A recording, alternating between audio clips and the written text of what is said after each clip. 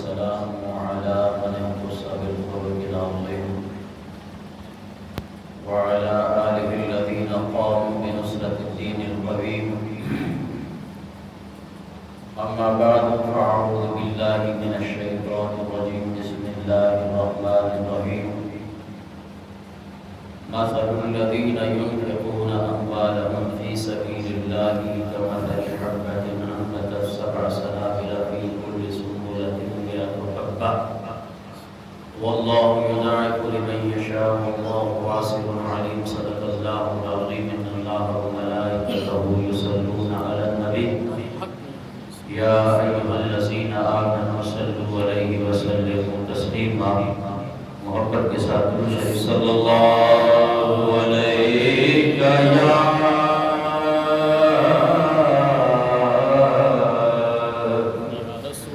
یا رسول اللہ وسلم علیہ یا حبیب اللہ. سب مل کے پڑھیے صلی اللہ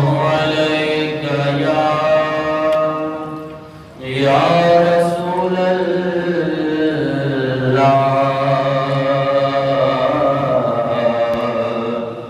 وسلم علیک یا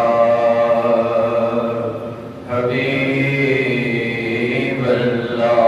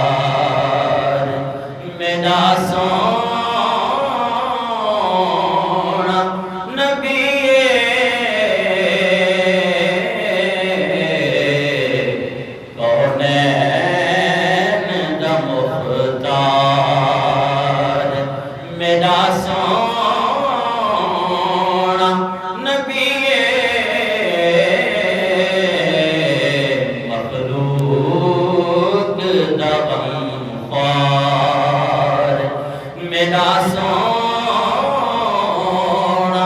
نبی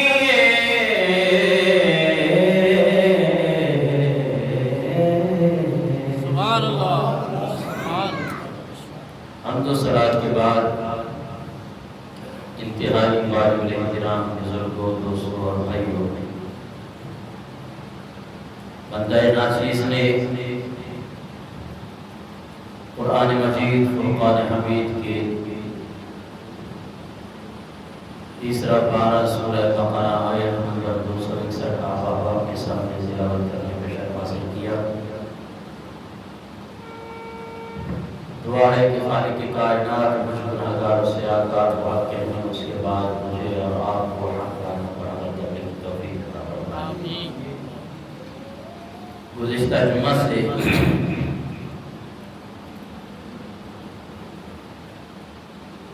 آپ احباب کے سامنے صدقہ و خیرات کے متعلق گفتگو ہو رہی ہے۔ عزیزان محترم، صدقہ اور ہدیہ کے اندر فرق کیا ہے؟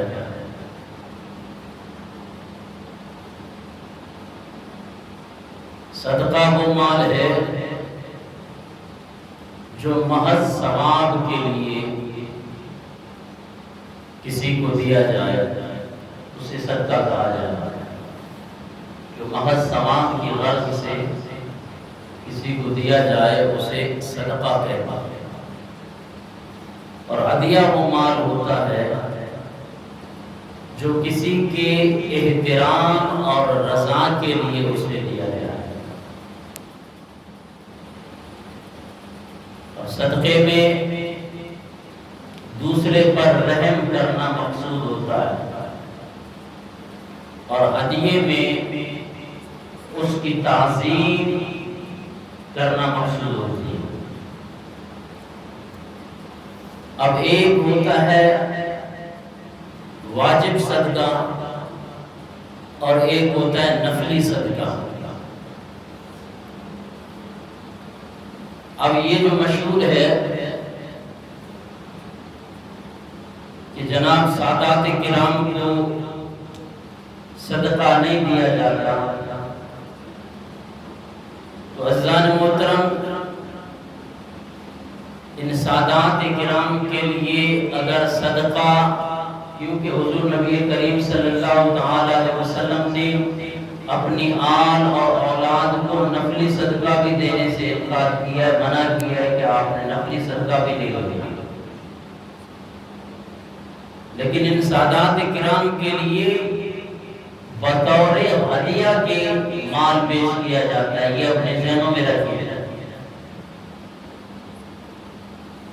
آج بیٹا یہ خاموش ہو جائے، خاموش ہو کے بیٹھے، وغیرہ باہر بیٹھ جائے۔ لوگ کہتے ہیں کہ جی سادات کرام کو ہم سادات کرام ہیں، علماء کرام ہیں، علماء کرام کے لیے تو آپ احباب کے لیے مسئلہ یہ ہے کہ سب سے زیادہ بہتر یہ ہے کہ نفلی صدقہ علماء کرام کو دیا جائے۔ یہ خود حضور نبی کریم صلی اللہ علیہ وسلم کا فرمان ہے، بجائے ایک جاہل کے، ایک غریب جاہل کو آپ بالفرض نفلی صدقہ دیتے ہیں، ہو سکتا ہے کہ وہ اپنے پاس پیسہ جمع کر کے غلط رستے پر لگ جائے۔ آج آپ چلتے پھرتے دیکھتے ہیں، ہر کوئی کہتا ہے کہ میں غریب ہوں، آپ نے صدقہ، آپ نے نفلی صدقہ وغیرہ دیا، خیرات دی، کل وہ دیکھتا ہے کوئی ہیروئن بن جاتا ہے، کوئی چرسی بن جاتا ہے۔ تو صدقے کی پھر دو قسمیں ہیں۔ پہلے تو ابتداءً یہ مسئلہ سمجھ لیں کہ صدقہ اور چیز ہے، ہدیہ اور چیز ہے۔ صدقہ جو ہے اس کو ہم دوسرا نام جو ہم اپنے معاشرے کے اندر دیتے ہیں خیرات ہے۔ تو اب یہ خیرات دو قسم کی ہو گئی، عربی کا لفظ ہے صدقہ، بھائی اس کو سمجھنا ہے آپ نے۔ تو صدقہ دو قسم کا ہوتا ہے، ایک صدقہ واجب ہوتا ہے، دوسرا صدقہ نفلی ہوتا ہے۔ واجب صدقہ وہ پھر مال کے اوپر ہے، جس طرح کہ زکوٰۃ ہے، اور پھر زکوٰۃ میں کیٹیگریاں ہیں، سونے کی زکوٰۃ الگ ہے، چاندی کی زکوٰۃ الگ ہے۔ زمین سے جو آپ فصل اگاتے ہیں، خواہ کسی بھی قسم کی ہو، پھل اگاتے ہیں، فصل اگاتے ہیں، اس میں سے بھی زکوٰۃ دینی پڑتی ہے۔ باغات ہیں، اللہ نے اتنا سب کچھ دیا ہے، زکوٰۃ نہیں نکالنی۔ میرے آقا نے ارشاد فرمایا جو زکوٰۃ نہیں نکالتا ہے، قرآن کا فیصلہ ہے کل قیامت والے دن یہی مال اس کے گلے میں سانپ کی صورت میں، توق کی صورت میں ڈالا جائے گا۔ وہ سانپ اسے نوچے گا، اس کی بانچوں سے پکڑے گا، میں تیرا خزانہ ہوں، میں تیرا مال ہوں، دنیا میں مجھے کمایا ہے تو نے، کیسے تیری میں جان چھوڑوں گا؟ آپ وہ اجتماع اس کے اوپر مسلط ہو جاتا ہے۔ زکوٰۃ نہ دینا اتنا بڑا گناہ ہے، اس کا انکار کرنا یہ دائرہ ایمان سے فارغ ہونا ہے۔ قرآن کا فیصلہ ہے وَأَقِیمُوا الصَّلَاةَ وَآتُوا الزَّکَاةَ، نماز قائم کرو، زکوٰۃ ادا کرو۔ اس کا منکر کافر ہے، اس کا نہ ادا کرنے والا گناہ گار ہے، اور اس کی وعیدات احادیث میں بہت ساری آئی۔ تو سمجھ لیں کہ صدقہ ایک ہوتا ہے نفلی اور ایک ہوتا ہے واجب۔ اس واجب صدقے میں سے اس کی وضاحت اس لیے میں آج ضروری کر رہا ہوں کہ پچھلے جمعے کسی ایک نوجوان نے اس مسئلے پر اس نے مجھ سے پوچھا کہ جی یہ عشری زمین جو ہے اس پر کس طرح جو ہے وہ ہو جاتا ہے، زکوٰۃ کیسے نکالیں؟ زمین دو قسم کی ہوتی ہے، ایک تو وہ زمین ہے کہ جس پر آپ فصل جو ہے وہ نہر کے ذریعے، ندی کے ذریعے، بارش، آسمانی بارشوں کے ذریعے آپ اس فصل کو اگاتے ہیں، اس میں آپ کا پیسہ خرچ نہیں ہوتا۔ ایک یہ زمین ہے۔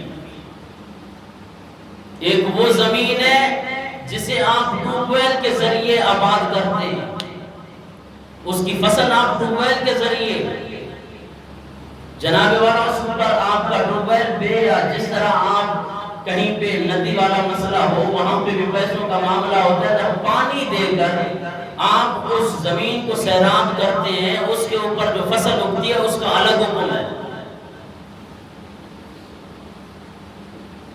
تو جو زمین آسمانی پانی کے ذریعے، آسمانی بارش کے ذریعے جو فصل اگاتی ہے، اس میں سے عزیزان محترم جس کے اندر پیسہ نہیں لگتا اس میں سے عشر نکالا جاتا ہے، اور جس کو آپ ٹیوب ویل کے ذریعے آپ پیسہ لگا کر آپ جس زمین کو، جس زمین پر فصل بوتے ہیں اس کے اوپر 20واں حصہ لگتا ہے۔ آپ اس کی تقسیم کیسے کریں گے؟ ایک مثال دیکھ کے انشاءاللہ میں آگے چلتا ہوں۔ بالفرض 100 من آپ کے پاس گندم ہے، کتنا؟ آپ بولتے جائیں، اس پہ پریشان نہ ہو کہ بھئی میں نے کوئی ایسی بات نہیں، یہ مسلمانوں کے لیے ضروری ہے کہ ان کو مسائل بتایا جائے۔ آج ہمارے مسلمان بے خبر ہیں، نہ پوچھتے ہیں، اور میں نے پچھلے جمعے پہ بھی بات کی کہ علماء اگر ان کے پاس ان فصلوں پہ چلے جائیں، ایک ٹین گندم کا دے کر بہت بڑا احسان کرتے ہیں۔ وہ بھئی ہم پر کیا احسان کرتے ہو، علماء پر کیا احسان کرتے ہو، مدارس پر کیا احسان کرتے ہو؟ یہ اپنے مال کو پاک کرنا ہے بھائی، نہیں کرو پاک۔ اس کی صورتحال یہی ہوگی کہ جب آپ کے اوپر قحط سالی آئے گی تو پھر آپ بتائیے گا کہ رب کے فرمان سے آپ نے کس طرح منہ موڑا ہے۔ تو 100 من ایک من کے اندر 40 کلو ہوتا ہے، تو آپ 100 کو 40 کے ساتھ جو ہے جناب وہ ضرب دیں، یہ تقریباً 4000 جو ہے وہ کلو بنتا ہے، 4000 کلو بنتا ہے۔ اب 4000 کلو گندم آپ کے پاس موجود ہے، اس میں سے آپ نے عشر نکالنا ہے۔ اب اس کو آپ کریں 10 میں تقسیم، تو جناب والا 4000 من میں آپ کا عشر جو ہے جناب والا وہ 10 من بوری ہوگا۔ کتنا؟ 10 من۔ 10 من آپ نے جناب والا اس سے عشر نکالنا ہے۔ آپ مجھے بتائیں کتنی بوریاں اس میں سے ایک ٹین دے کر آپ احسان جتلاتے؟ تو جس کے پاس 4000 من گندم ہے، 4000 کلو جس کے پاس گندم ہے جناب والا وہ پھر 10 من جو ہے عشر دے گا، اور 10 من یہ کتنا بنتا ہے؟ کتنے کلو بنے گا؟ اس کو ایک 40 کلو کا جو ہے من ہوتا ہے، کتنا بنے گا؟ 400 کلو۔ 4000 گندم میں سے 4000 کلو گندم میں سے آپ کو 400 کلو گندم عشر دینا پڑے گا، اور یہ اس فصل سے دیں گے۔ آپ کتنا دیتے ہیں؟ کتنے مدارس کو دیا آپ نے؟ کتنے یتیموں کو دیا؟ چھوڑیں جناب والا، مولویوں کو آپ نے بہت کچھ دیا ہے جناب، وہ لینڈ کلوزر پر چل رہے ہیں، اور جناب آپ نے اپنے محلے کے آپ اپنے جو آپ کے رشتہ دار ہیں کتنے غریب اور یتیم اور بیوہ ہوں گی، کتنا دیا ہے آپ نے؟ اللہ نے کتنا دیا آپ کو؟ یہ تو میں نے آپ کو فرضی طور پر ایک بات بتائی ہے کہ جناب والا جس کے پاس 4000 جو ہے وہ کلو جو ہے وہ گندم ہو، ہزاروں کی تعداد میں جناب والا آپ کی جو ہے نا ایکڑوں پر زمینیں پڑی ہیں جناب والا، اس کا کوئی عشر نہیں ہے۔ اور اسی پر جناب والا جب یہ 10 عشر ہو گیا جناب والا 10واں، تو اگر یہ زمین جس پر آپ نے پیسہ لگایا ہے یہ تو اس کا عشر تھا کہ جو آسمانی جو ہے جناب والا بارش کے ذریعے یا ندی نہر کے ذریعے آپ کی فصل جو ہے وہ اتنا گندم دیتی ہے، اس سے جناب والا آپ عشر نکالیں گے، اور اس کا پھر آپ 20واں حصہ نکالیں تو وہ 20واں حصہ جو ہے جناب والا 5 من جو ہے نا وہ تقریباً ہو جائیں گے، اس میں آپ 5 من دیں۔ اب ہر مسلمان کا فرض ہے اور ہر صاحب استطاعت جانتا ہے کہ میرے پاس کتنا مال ہے۔ یہ عشر کے حوالے سے میں نے اس لیے بات کی ہے کہ جناب والا کسی نے پچھلے جمعۃ المبارک میں اس حوالے سے بات کی تھی، اس کی وضاحت ضروری سمجھتا تھا میں، اور اس لیے بھی ضروری ہے کہ شعبان المعظم میں لوگ زکوٰۃ وغیرہ بھی نکالتے ہیں۔ اسی طرح اب گندم کا موسم ہے جناب والا، کسی بھی فصل کا موسم ہے، اسی طرح یہ صرف گندم کے اندر نہیں ہے، سیبوں کے باغات لگے ہوئے، آم کے باغات لگے ہوئے جناب والا، انگور کے باغات لگے ہوئے، کوئی صدقہ کوئی عشر وغیرہ نہیں ہے۔ اور پھر جب ان کو کیڑا کھا جاتا ہے تو کسی مرض نے پکڑا ہے، مرض نے نہیں، یہ اللہ تبارک و تعالیٰ کی طرف سے مصیبت ہے۔ اپنے مال کو پاک کرنا ہے تو عشر دیا کرو، اور اپنے مال کو پاک کرنا ہے جناب والا اپنی زکوٰۃ دو۔ جس صاحب حیثیت کے پاس سونے کی صورت میں جناب والا کوئی مال ہے، چاندی کی صورت میں مال ہے، اگر چاندی اور سونے کی صورت میں نہ صحیح پیسوں کی صورت میں مال ہے، بینک بیلنس دیکھ لیں جناب والا،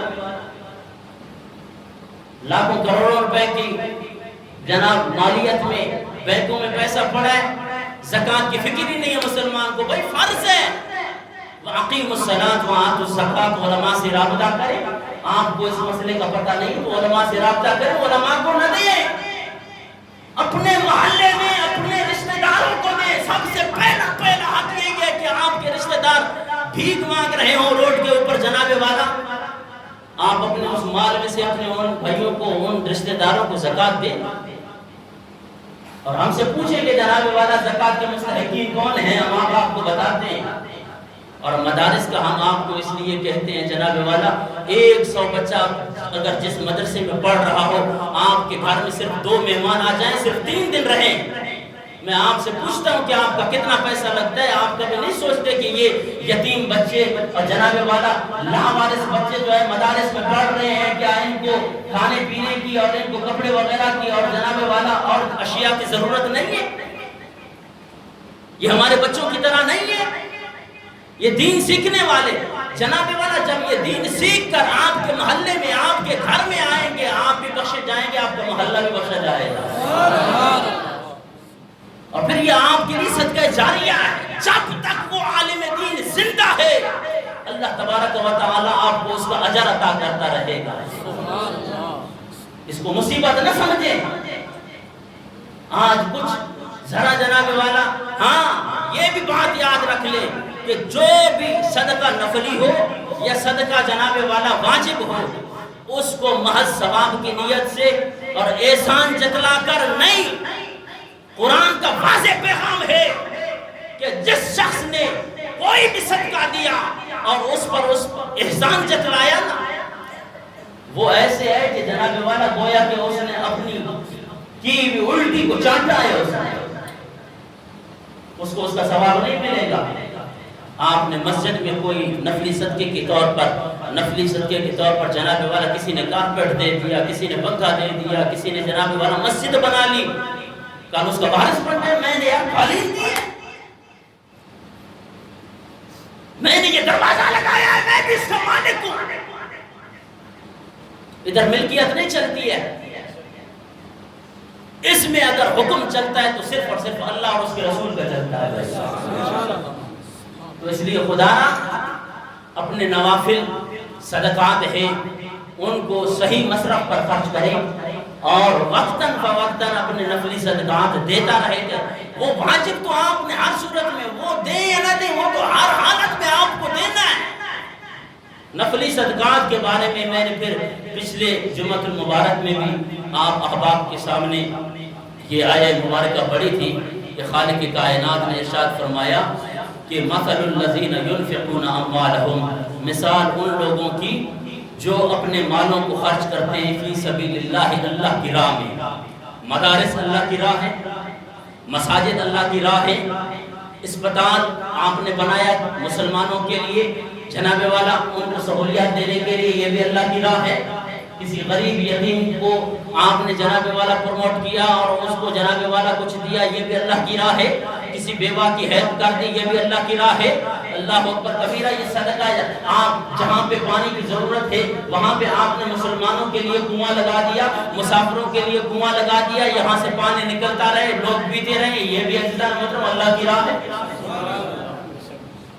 تو خالق کائنات نے ارشاد فرمایا کہ مثال ان لوگوں کی جو اپنے مال میں سے میری راہ میں خرچ کرتے ہیں نا، کامثل حبۃ، وہ ایک ایسے مثال، ایسے دانے کی مثال ہے کہ انبتت 7 سنابل فی کل سنبلۃ مئۃ حبہ، کہ آپ نے ایک دانہ بویا پھر ایک دانے میں سے 7 بالیاں نکلی، ہر 7 بالی میں سے ایک بالی میں سے آپ خود دیکھتے ہیں کہ اللہ تبارک و تعالی 100 دانے پیدا کر دیتا ہے۔ تو خالق کائنات نے ارشاد فرمایا روپیہ میری راہ میں ایک خرچ کرو گے میں 100 روپے کا ثواب عطا کروں گا۔ اگر 1000 روپیہ آپ اللہ کی راہ میں خرچ کرو گے اللہ تمہیں 1,00,000 روپے کا ثواب عطا فرمائے گا۔ لیکن دیکھو ہمارے مسلمان نے جب چندہ دینا ہے بھی تو نوٹوں کو دیکھ کہ کم از کم سے زیادہ سے جتنا کم نوٹوں کا 10 روپے ہوں گے وہی ڈال دے گا اللہ کی راہ میں۔ تو اس لیے خدا جو اللہ تبارک و تعالی نے آپ کو دیا ہے اپنی استطاعت کے مطابق، ہر کوئی شخص اپنے آپ کو جانتا ہے، اور عزیزان محترم زندگی میں ہی اپنے صدقہ کر لیں، جو کچھ خیرات کرنی ہے۔ ساری زندگی مال کے اوپر سانپ بن کے بیٹھتے ہو، جب مر جاؤ گے اسی طرح سکندر جب اس دنیا سے چلا تو دونوں ہاتھ خالی، جناب والا کفن بھی پتہ نہیں نصیب ہوتا ہے کہ نہیں ہوتا۔ خدا کہاں لے جائیں گے؟ یہ دیں ایسا کام کر جائیں آپ کے فوت ہو جانے کے بعد اس کا اجر و ثواب آپ کو ملتا رہے تا قیامت آپ کو ملتا رہے. ایسا کام کر جائیں. ایک حافظ قرآن اگر آپ نے اس دنیا کے اندر بنا کر جناب والا اس کی تربیت کی, ایک حافظ قرآن بنا, آپ کے خرچے سے آپ کے اموال سے ایک حافظ قرآن بنا, جب تک حافظ قرآن زندہ ہے اور فوت ہو جانے کے بعد بھی اس کا اجر و ثواب اس کو ملتا رہے گا. یہ صدقہ جاریہ ایسا کام کر جائے جناب والا کہ آپ کے فوت ہو جانے کے بعد اس کا آپ کو اجر و ثواب ملتا رہے. اور عزیزان محترم, یہ صدقہ و خیرات اور جو احباب اللہ تبارک و تعالیٰ کی راہ میں نہیں دیتے نا, تو پھر اللہ ان سے چھینتا کیسے ہے؟ یہ اس کے بارے میں میں آپ کو حدیث پاک سناؤں. پریشان ہو جائیں گے آپ کے یار باقی معاملات ایسے کہ آج ہر گھر کے اندر ٹینشن, ہر گھر کے اندر جناب والا پریشانیاں ہیں. کوئی کس دربار پہ باندھ رہا ہے, کوئی کس پیر کے پیچھے بھاگ رہا ہے, کوئی کس مولوی کے پیچھے بھاگ رہا ہے. کبھی اپنا محاسبہ کیا ہے کہ آپ کر کیا رہے ہیں؟ مانا کہ ان دعاؤں میں بہت بڑا اثر ہے. دیکھا کہ یہ مصیبت آپ پر آ کیوں رہی ہے. ہماری محلے کی مسجد ہے وہ غیر آباد ہے جناب والا, کوئی نمازی نہیں ہے. کوئی بھی مسجد ہو, شاید آپ کہیں کہ جناب والا مولانا صاحب اپنے لوگوں کو سنا رہے ہیں, نہیں, جہاں تک میری آپ دیگر مساجد میں جا کر دیکھیں. عزیزان محترم, نماز فرض ہے. ہاں, اس میں بوڑھا ہو جوان ہو جو بھی ہو جناب والا, اس کے اوپر نماز ہر حالت میں فرض ہے. جب تک اپنے ہوش حواس میں ہے. زکام لگ جاتے ہیں, ماں کے تو زکام ہوا جیسے نماز دینا آئے ہو. بیمار تھا میں, کون سی بیماری ایسی آئی تھی کہ جس کی وجہ سے آپ کی ٹانگیں کام نہیں کر رہی تھی؟ نہیں عزیزان محترم, عبادات ہو اس کے معاملے میں پھر جناب والا ہمارے مسلمان ہیلے بہانے کرتے ہیں. تو خدا را ان جب مسجدوں کو آباد کرو گے نا, اللہ کے گھر کو آباد کرنا آپ کا کام ہے, اور اللہ کا کام یہ ہے کہ آپ کے گھروں کو آباد کر دے. اپنے بچوں کو نماز کا حکم دیں. میرے آقا نے نہیں ارشاد فرمایا کہ بچہ 7 سال کا ہو جائے تو اسے پیار سے کہو کہ بیٹا نماز پڑھو نماز پڑھو نماز پڑھو. جب 10 سال کا ہو جائے پھر بھی نہیں پڑھتا نا, تو پھر اسے مار کے نماز پڑھوا. ہم نے تو مارنا ہے اسکول نہ جانے پر.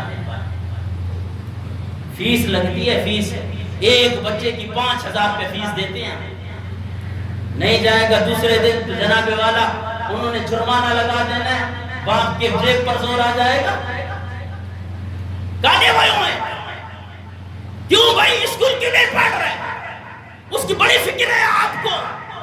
جناب والا ہم اس کا انکار نہیں کر رہے کہ آپ بچوں کو اسکول نہ پڑھائیں, لیکن کلمہ پڑھتے ہو لا الہ الا اللہ محمد رسول اللہ, آپ پر ضروری ہے اس کے جتنے بھی تقاضے ہیں اس کو پورا کریں. اپنے بچے کو بتائیں بیٹا دنیا اور آخرت میں اگر آپ کو کام دے گا تو اللہ اور اس کے رسول کی رضا کام آئے گی.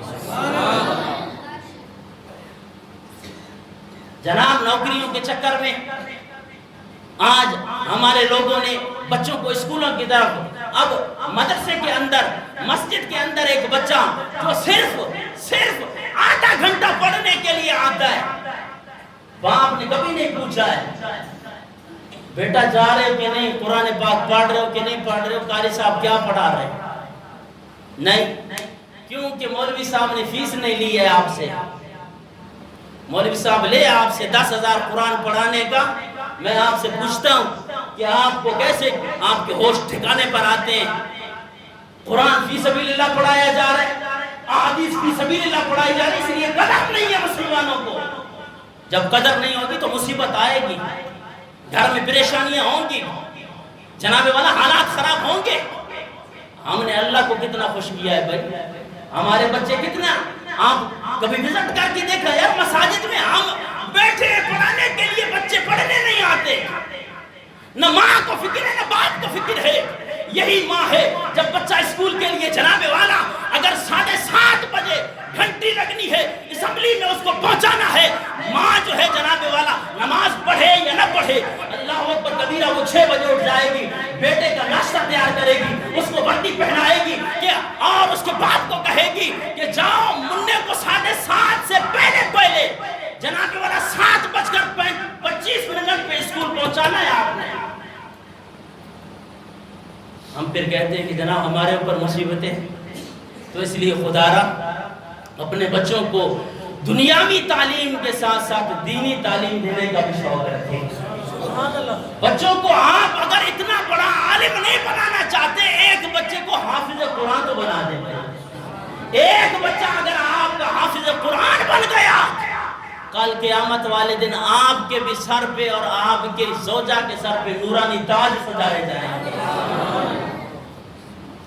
جناب والا میرے آقا نے ارشاد فرمایا، محشر کے میدان میں ایسا گروہ آئے گا کہ جن کے چہرے چودھویں کی چاند کی طرح چمک رہے ہوں گے، اور جناب والا ان کے سروں پہ نورانی تاج ہوں گے۔ لوگ حیران ہوں گے، عرض کریں گے مولا یہ انبیاء کرام کی جماعت ہے؟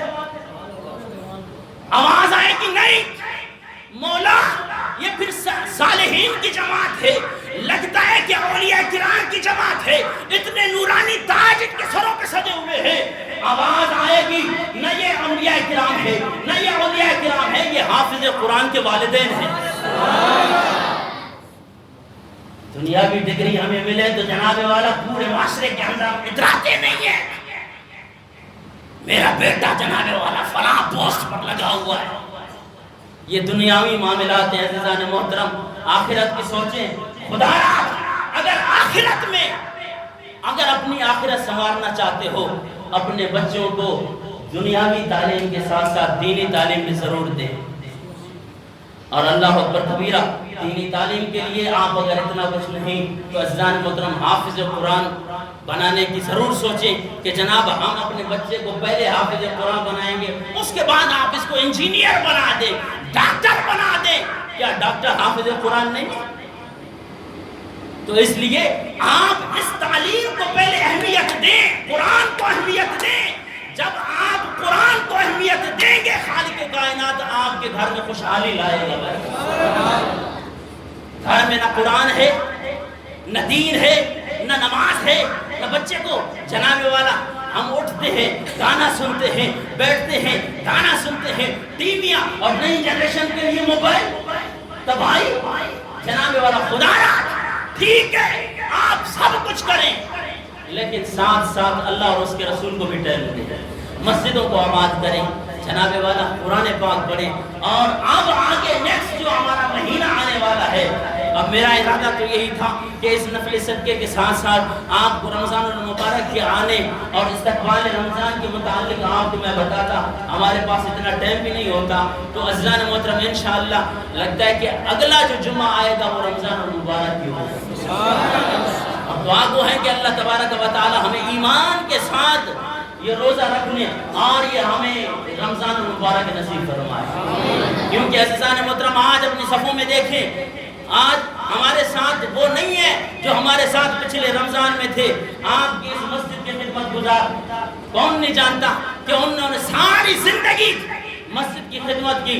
خلیفہ محمد علی رحمت اللہ تعالیٰ علیہ آج ہم میں موجود نہیں ہے، ہماری صفوں میں موجود ہوتے تھے، ہماری پہلی صف میں موجود ہوتے تھے۔ جناب والا تراویح ہو، یہ مرد کلندر اس تراویحوں میں موجود ہوتے تھے، نماز ہو، یہ مرد کلندر نماز میں موجود ہوتے تھے۔ اللہ اکبر کبیرہ، کوئی نوافل کی نماز ہو، صلاۃ التسبیح کی نماز ہو، یہ مرد کلندر پہلی صف میں موجود ہوتا۔ اور بھائی آخرت میں یہی چیز کام دے گی۔ خدا را نماز پڑھیں، خود بھی نماز پڑھیں، اپنے بچوں کو بھی تلقین کرتے رہیں۔ دعا ہے کہ خالق کائنات ہمیں حضور نبی کریم صلی اللہ علیہ وسلم کی شریعت پر عمل کرنے کی توفیق عطا فرمائے۔ وما علیہ الا البلاغ۔